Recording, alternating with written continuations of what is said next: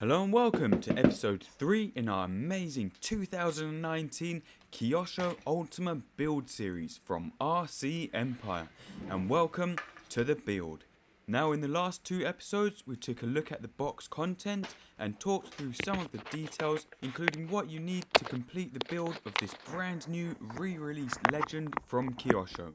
Now quickly, before we get into this video, 2 or 3 things I have found you will also need for the build that I don't think we mentioned before and you might not consider is firstly tire glue, and I think we mentioned this before, but you will need tire glue. You will also need grease, and this is just normal grease for lubricating the parts. Now interestingly, it does say that grease is included, but we haven't been able to find it. Or maybe it fell out somewhere when we unboxed it first time round. But even if you go and buy a big tube of grease now, it's something that you'll use again and again later on with other models or for maintenance. So it's worth getting some. And we'll be talking about this in more detail throughout the video. And finally, you will also need shock oil. Don't forget to order your shock oil so you've got it ready when you finish the build. Now the manual does actually recommend 200 CST, that's the weight of the oil or the viscosity measure, so centistoke it stands for, but I would have gone for 300 CST, just a little bit heavier. But for now I think we'll go with the manufacturer's recommendation and start off with the 200 CST and show you how that works out for us. But if you are buying this for someone or getting it for the coming Christmas holidays or someone's birthday, remember these few things you'll need to get you going. But what we're going to do today is start opening up the parts bags and start assembling this amazing model. So let's get started. Now the first thing we are going to go for is the manual. Put the stickers to one side for now, somewhere safe where you won't crumple or crease them by accident, and we'll be using these towards the end of the build. So the first thing we need to do is find and open parts bag A. A little tip, don't open the other parts bags until you're ready to use them, because they do all correspond to certain stages of the build and you don't want to be mixing the screws or parts from one bag with those from another, because you'll have a nightmare over time trying to match up the parts again. And also keep a nice, neat, tidy workstation. And one of the best things we have ever bought is this KA060 magnetic mat. It's such an excellent investment. You can organise all your bits and your tools, and most importantly, it's magnetic. So we can empty out the parts bags without worrying about the screws or fixings rolling away. And actually, it's the first time we've used it for a proper full build, so I can't wait to see how it does. But you can just see some of the parts bags in there. So let's go ahead and open bag A.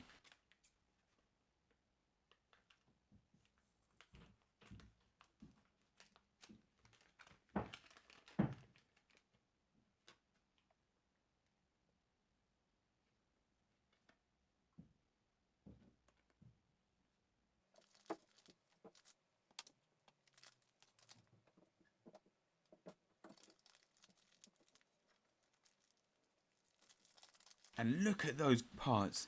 That is such nice metalwork, and as soon as you pick up the parts you just feel how heavy, solid and nice they are. It's just nice, and they really feel quite special. And this is why, as mentioned, it's going to be very hard for me to run this model outside and get it all dirty.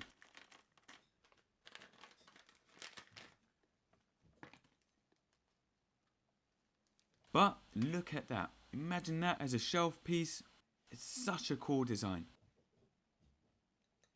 And this first bag, as you can see, will make up the rear diffs and the rear motor housing and pretty much the whole back assembly. And that's quite a lot for a single bag and a few steps. But I have a feeling this will be a really easy build. Now what you will find is that the parts bags normally hold all the hardware, so your screws, fixings, linkages, clips and some metal parts, and the rest of the plastic parts are found on the plastic trees. So let's find those, open them up and see what we've got. This looks like the biggest, funnest one.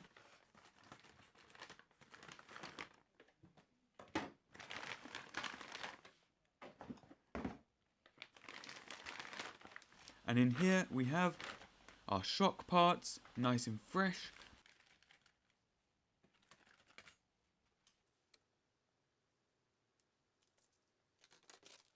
Shock pistons, these ball ends, and here it looks like we have our arms, steering hubs and a few other fun little bits and pieces in there too. As well as that, we have our really nice chassis top plate here, with the grooves there underneath to locate into the metal part of the chassis. And finally, here we have a few more structural parts and I think the roll cage. Now one thing that is definitely worth investing in is a good set of pliers to cut the parts off the tree with. So I have this set here which is really sharp, and they have one flat side which lets you get nice and flush up against the part, and it will leave you less plastic to clean up on the actual part after you've cut it. One more interesting thing that we have here are the shock towers.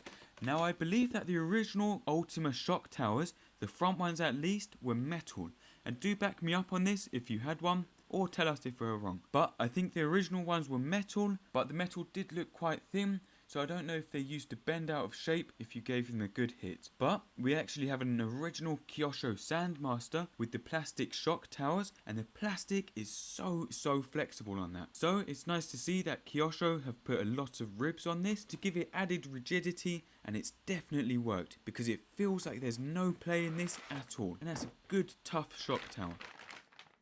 Next we also have this plastic bag,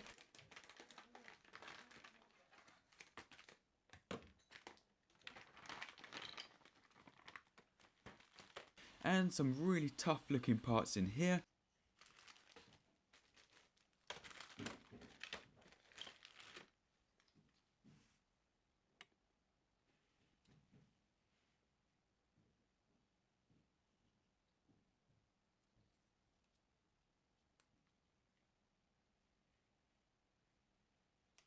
As well as the servo saver parts, steering horns, the front bumper I think, and the rear end assembly, which we'll be seeing in a minute.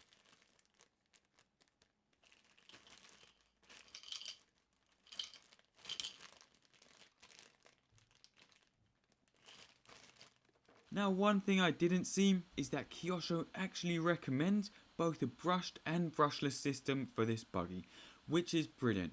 And actually, I think we might go for one of these two since it's a recommendation, and I'll put the link to these down below so you can have a look for yourselves.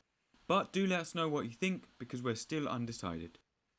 So step 1 in this build are the differentials. One thing you can do to help you identify the parts is look at the part number in the instructions and then go to the front of the manual, and it will tell you if the part is plastic or metal, and that will hopefully help you identify the parts easier if you can't tell straight away. So the first thing we need to do is unfortunately break into this display panel here and get this big gear out. For now, I'm going to try and keep the rest of the parts sealed in there just to prevent losing them or damaging them before we finish the build.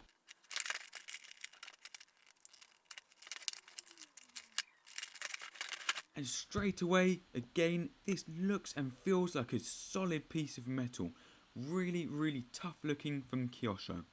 It's got quite a, not fine, but finer grain structure than a lot of the cheap metal gears we sometimes come across, and they're the ones which end up falling apart and breaking into hundreds of little bits that you find yourself picking out from the diff case a few months after you've got them. These, however, look really tough, but the proof is in the testing, and we will be doing a lot of testing. So let's find the rest of the parts and assemble it.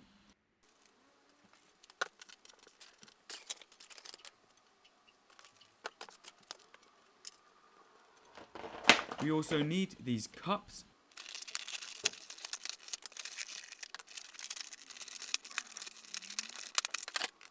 And again, these feel really nice, well machined bits of material, and I actually think there's a little coating of oil on the parts as well. You can just feel a really slight layer of oil, which is good. However, we will also be putting our own layer of oil on the metal part before we assemble them, just to give them that little added extra film or layer of protection from the elements. But that's it. Now, as you can see, we have looked absolutely everywhere for the included grease, but haven't been able to find it. We'll probably find it towards the end somewhere on our floor. And I can't find the grease that we've got either, which is annoying. But if you take your drive cup, grease it up a bit, and we'll show you what grease we're using in a minute.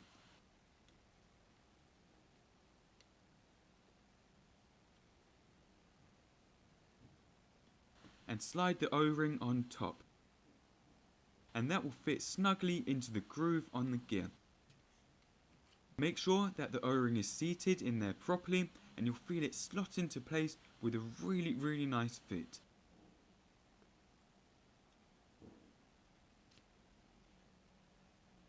Then take your pin and slide it into the end of the shaft to keep it secure.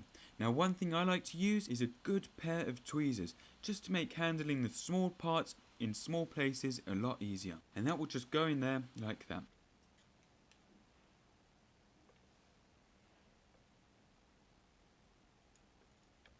Then take this, that will fit over the pin, and the pin will fit into the little groove there. Again, make sure that this is seated properly and is secure.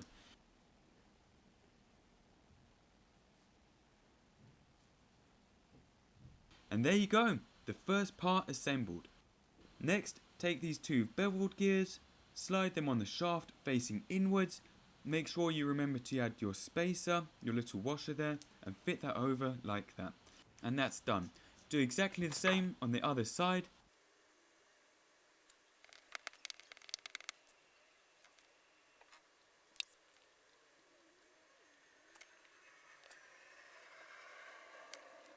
And that is ready to be put together with the gasket in between. Now, two things to note here.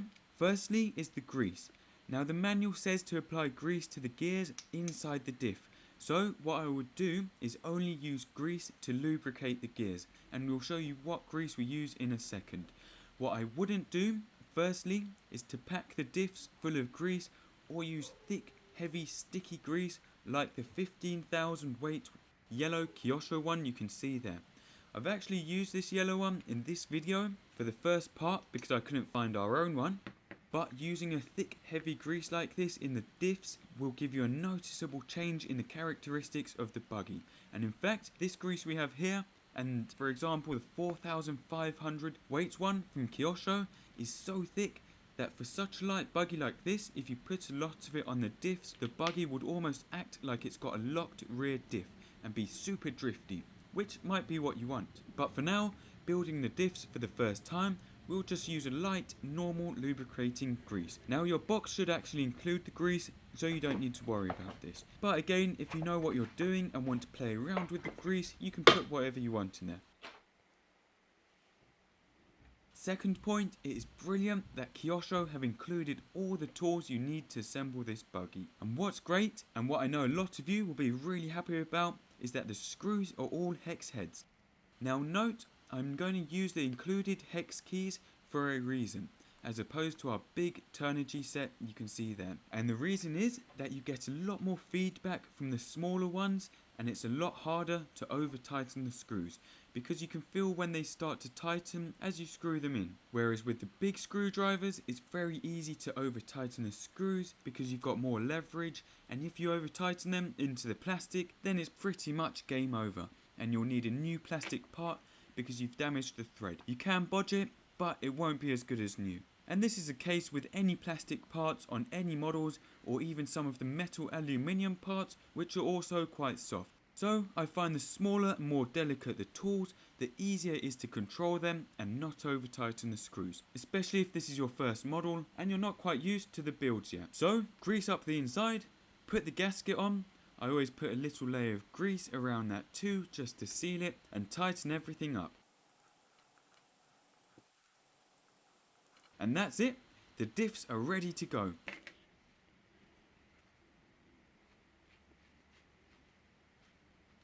And quickly, the next step is to assemble the diff housing, which again is super simple. So if we open up this bag,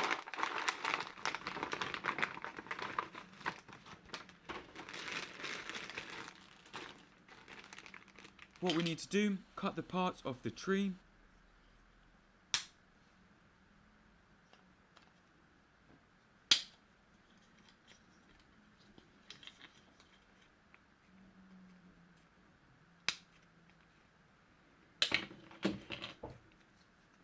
And what I like to do with any plastic parts is just clean them up a bit where we've cut them off.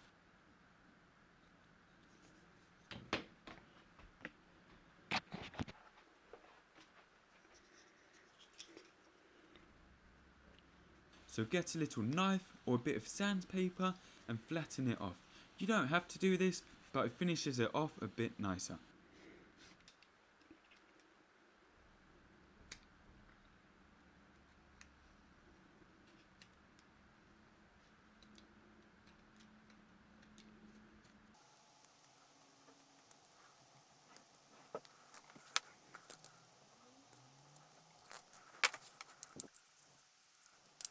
Now let's open up our fresh bearings and see what these are like.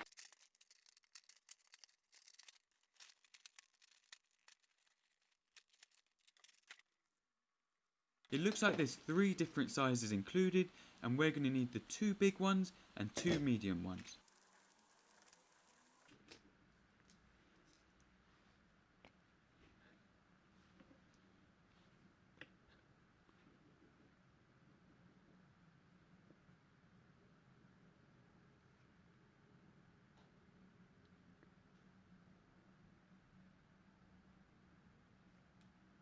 And those just fit in there like that. Make sure that when you're building the model, there's no grit or dirt around your parts, and you keep a nice clean work area, because the dirt and grit can get in between the moving parts and wear them down.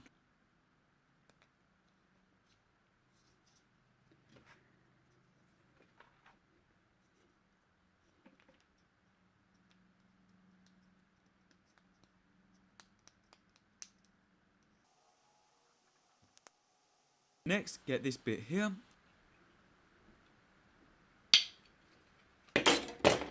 And that fits in the 2 little slots on either side there. Again, make sure it's nice and seated.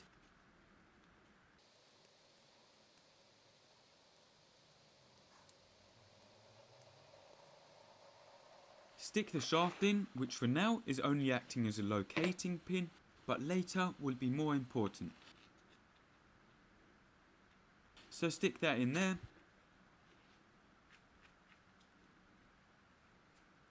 Put the diff in the holes.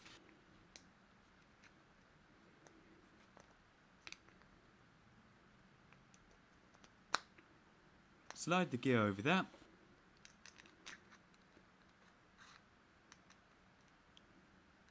And you can also see there's a little step on the shaft there, which is fine. The gears aren't meant to sit together and mesh together just yet. One thing I noticed with the hex key included is that it had a little bit of metal still on the end from manufacturing, stopping it from going into the screw head. And what I'll do with that is just break that little bit off by scraping it on another piece of metal or even sanding it down, just to take that little burr off and deburr it. It's just like an 1/8 of a millimeter of material left on the end, but you can just clean that up.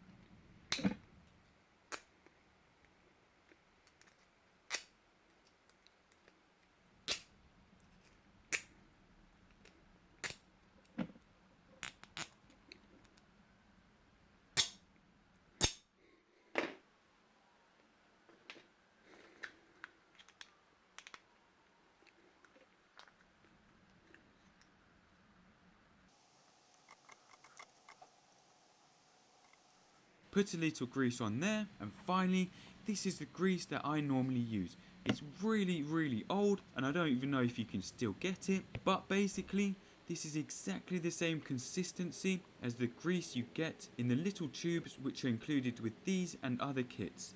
For example, the Tamiya kit. It's normal grease, it will lubricate, but it's not sticky and super thick, which will change the characteristics of the car. It's just a normal grease. And what I will do is put a link down below to some of the options you could use.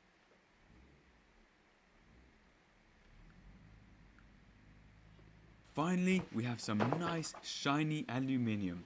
And what we're going to be doing here for the metal to metal screws is using some Loctite thread lock, so the screws don't vibrate loose. Just a tiny bit, not clumps of it where you won't be able to remove the screws.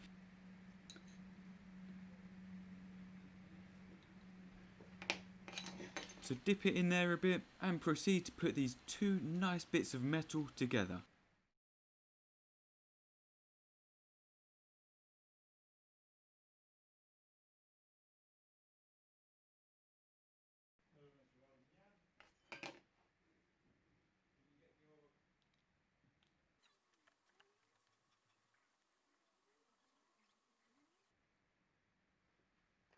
Finally, the last thing I want to show you in this video is the motor mount.